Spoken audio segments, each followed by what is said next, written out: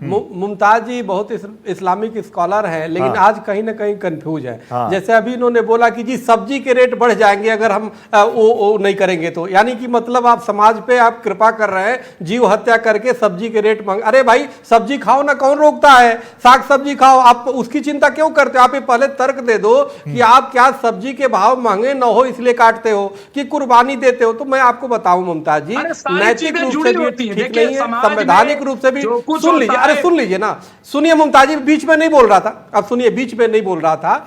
आप सवाल इस बात का है, कबीर दास जी ने भी कहा है कि बकरी पाती खात है ताकि कीची काल, और जो नर बकरी खात है ताकि कौन हो। अरे इस बात को समझिए कि जो पहले कुर्बानी जहां से शुरू हुई हजरत इब्राहिम से, उन्होंने भी पूछ करके कुर्बानी दिया। आप तो बिना पूछे जाते हो, पैसा देते हो और ला करके जबरदस्ती रहते हो। आपके घर के मासूम बच्चे वो चिल्लाते, अरे भाई मत काटो मत काटो, लेकिन आप मानते नहीं। वो तो बच्चों को भी आप हिंसा सिखा रहे हो।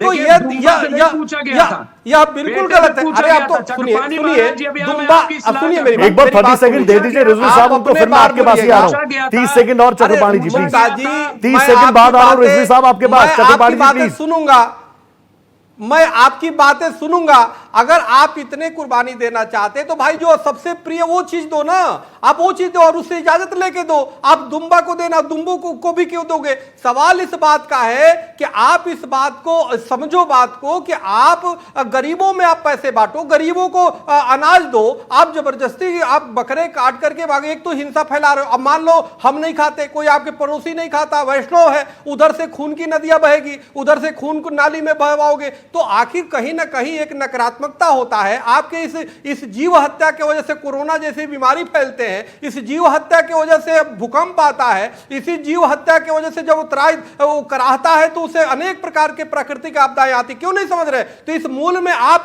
कहीं जिम्मेदारी कहीं ना कहीं बनती है कि हम जीवों की रक्षा करें, ताकि जीव की रक्षा। और जहां तक बुचड़खानों की बात है, बिल्कुल मैं तो कह रहा हूं कि देश नहीं पूरे विश्व के बुचड़खाने बंद होने चाहिए, किसी की भी जीव हत्या नहीं होनी चाहिए। ठीक है चतुर्पाणी जी, आपने कई सारी बातें समझा दी, मुझे लग रहा है रिजवी साहब को समझ में आ जाएगी।